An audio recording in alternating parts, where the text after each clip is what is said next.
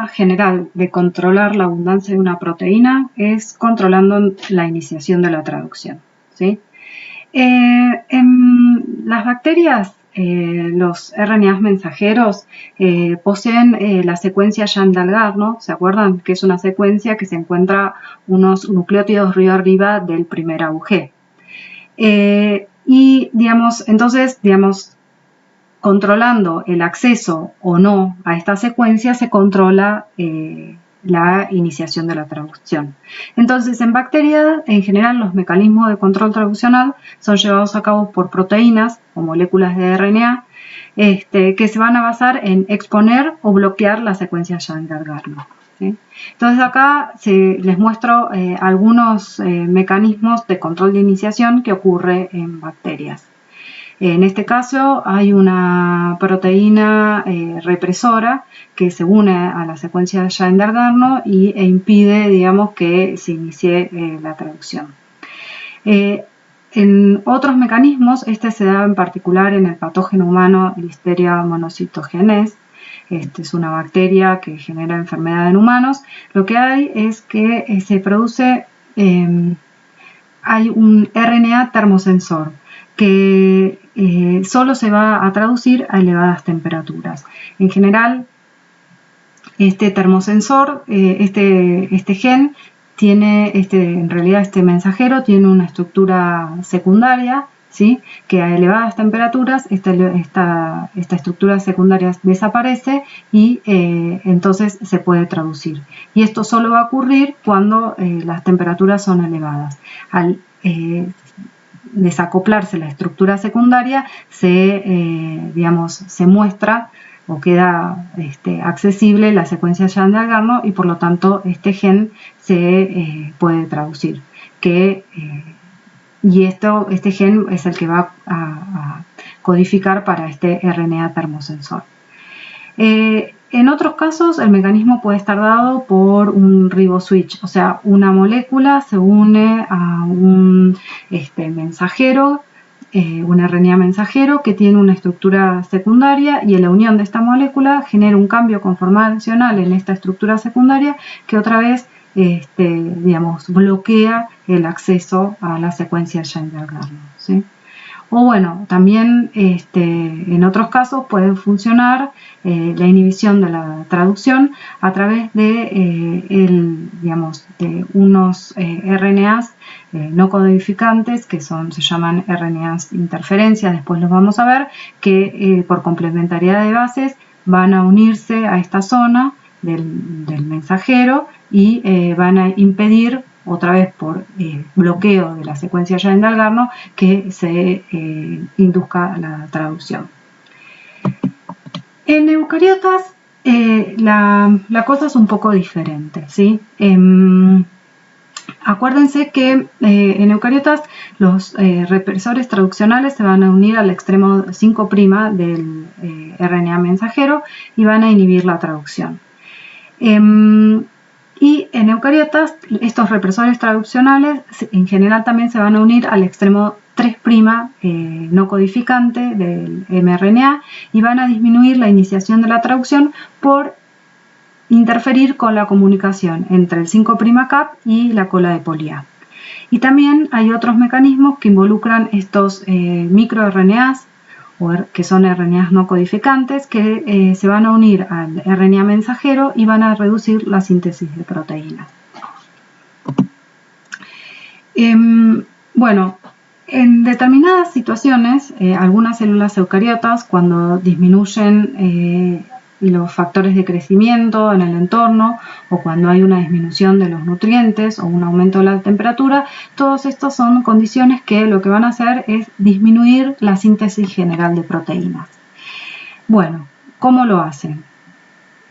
Acuérdense de que en eucariotas la traducción se iniciaba porque el factor de iniciación 2 podía unir al tRNA iniciador de metionina y a la subunidad menor del ribosoma, ¿sí? Este factor de iniciación 2 reconocía otros factores de iniciación que bueno, se encargaban de reconocer el 5' cap y la cola de poli-A. Entonces, este complejo se unía a través del 5' cap y empezaba a escanear el RNA mensajero hasta encontrar el primer AUG más cercano a este extremo 5', ¿sí?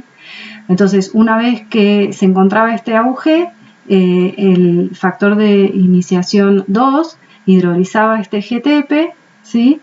Y es liberado del complejo, permitiendo, digamos, la unión de la subunidad mayor del ribosoma. ¿Estamos?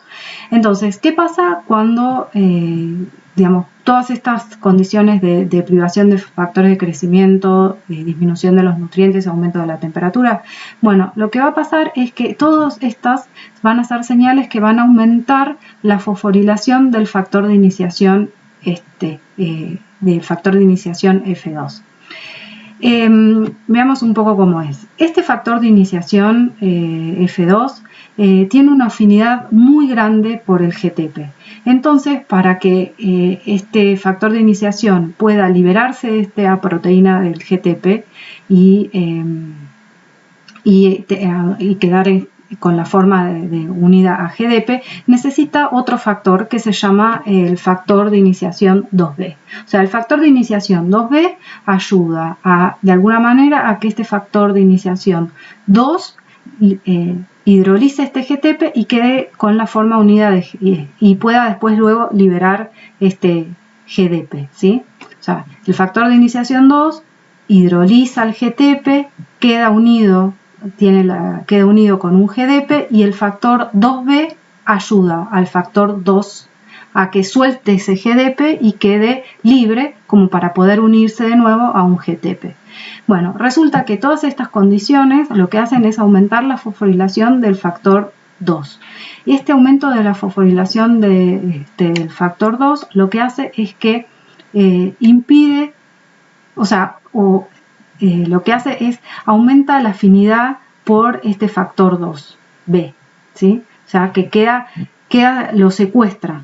Y queda secuestrado este factor 2B con el GDP unido. Es decir, que lo que sucede es que, digamos, no hay factor 2 unido a GTP, ¿sí? Está todo el factor 2 de iniciación 2 unido a GDP, con lo cual, digamos, nada de este ciclo de iniciado de la traducción puede darse, porque el factor 2, acuérdense de que tiene que estar unido a GTP para luego poder hidrolizar ese GTP y permitir que, digamos, la subunidad menor junto con el tRNA iniciador se mueva, reconozcan el AUG, entonces el factor de iniciación hidroliza el GTP y entra a la subunidad mayor.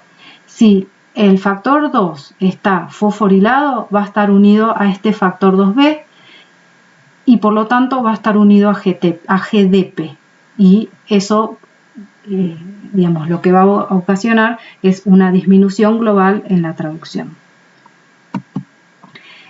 Otras maneras de regular el inicio de la traducción lejos del extremo 5' cap es lo que se llama por leaky scanning. ¿Qué significa esto? Es que si el primer codón AUG no está en una secuencia que lo rodea favorable, el ribosoma, la subunidad menor del ribosoma, va a buscar el siguiente AUG. Y esto es lo que se llama leaky scanning, ¿no?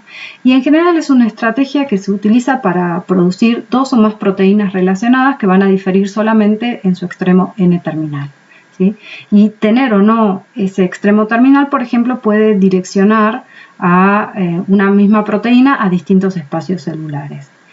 Y la célula, digamos, lo que puede hacer es, de hecho es lo que hace en algunos tipos celulares, lo que se hace es que hay un aumento de la expresión de distintos factores de iniciación que van a favorecer el uso del primer AUG más cercano al extremo 5' versus alguno que esté más lejano, ¿sí? O sea, como que eso es este mecanismo está regulado por la presencia de otros factores que son expresados en distintos tipos celulares. También hay otro mecanismo que se llama Upstream Open Reading Frame, y esto en general en algunos mensajeros se van a encontrar pequeños open reading frames, o sea, pequeñas secuencias, digamos, codificantes que se van a encontrar entre el 5' cap y el comienzo de otro gen. Esas secuencias codificantes, estos UORF, son secuencias cortas que empiezan con una UG y terminan con un codón stop y no tienen ningún codón stop en el medio. Y en general estos UORF sirven para propósitos regulatorios, porque lo que generan es una disminución de la traducción de los genes que se encuentran río abajo, ya que van a secuestrar el complejo de iniciación de la traducción y van a generar que los ribosomas se disocien antes de llegar al gen que va a estar río abajo, ¿sí? O sea que tienen una función regulatoria. Y también existe otro mecanismo alternativo para poder comenzar a traducir en posiciones distantes al extremo 5' del mensajero. Recuerden que en general los mensajeros eucariotas empiezan a traducir desde el primer AUG que está más cercano al 5', ¿sí? Entonces hay otro mecanismo alternativo para comenzar a traducir posiciones más lejos, que es el Internal Ribosome Entry Site o IRES. Este mecanismo requiere solo un subset de factores de iniciación y en realidad este mecanismo lo que hace es no necesita la estructura 5' cap y tampoco el factor de iniciación 4E, que es el que va a... Acuérdense que el 4E es el que reconoce el factor de iniciación que reconoce el 5' cap, que después se une con el factor 4G que reconoce la cola de poli A. Bueno, estos mecanismos alternativos como el IRES van a usar otros factores de iniciación que no van a reconocer este 5' cap. Entonces van a poder empezar a traducir un gen que esté, más lejos del extremo 5'. En general se da en mensajeros que raramente tienen dos open reading frames, o sea, dos zonas codificantes en un mismo mensajero. Y esta, por ejemplo, es una estrategia que otra vez la utilizan los virus para favorecer la traducción de sus propias proteínas. Bueno, otra manera de regular la traducción es controlando la velocidad o la vida media del mensajero, es decir, controlando la degradación del mensajero. Y en general, esta velocidad de degradación del mensajero está controlada por secuencias que también se encuentran en el extremo 3' no codificante. En bacterias, en general, la vida media de un mensajero es de un par de minutos, ¿no? Estos mensajeros se degradan muy rápido por exonucleasas que van a degradar en el sentido 3', 5', ¿sí? En cambio, en eucariotas, una vez que el mensajero es transportado al citoplasma, comienza una degradación gradual o un acortamiento gradual de la cola de poli A por exonucleasas, ¿sí? Que en realidad van a reconocer zonas que van a estar en el extremo 3' no traducido.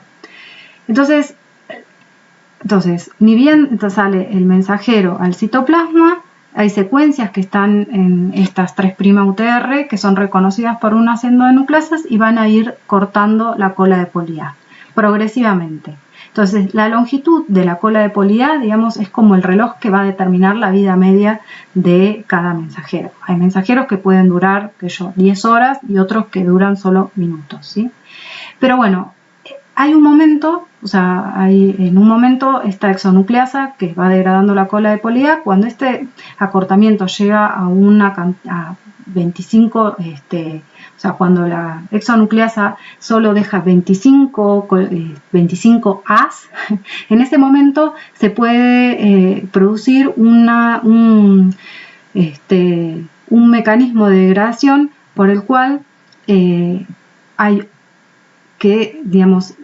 el que se va a degradar el mensajero por un decapiado y una degradación desde el extremo 5'. O sea, la cola de poli A llega a 25 nucleótidos y esto induce que al extremo 5' sea reconocido por una exonucleasa que va a degradar el mensajero desde el extremo 5' al extremo 3', ¿sí? O puede suceder también que esta degradación progresiva de la cola de poli A lo que genere es una degradación luego rápida desde el extremo 3'. ¿Sí? O sea, y estos dos mecanismos son los mecanismos generales de degradación, uno por el extremo 5' y otro por el extremo 3', que se van a disparar cuando esta colita de poli A llega a un determinado tamaño, ¿sí? Sin embargo, bueno, existe otros RNAs que se van a degradar por otras vías distintas al acortamiento de la cola de poli A. Y en general estos RNAs tienen en sus secuencias 3' UTRs sitios de unión a endonucleasas que lo que van a hacer es van a empezar a cortar el RNA por el medio, ¿sí?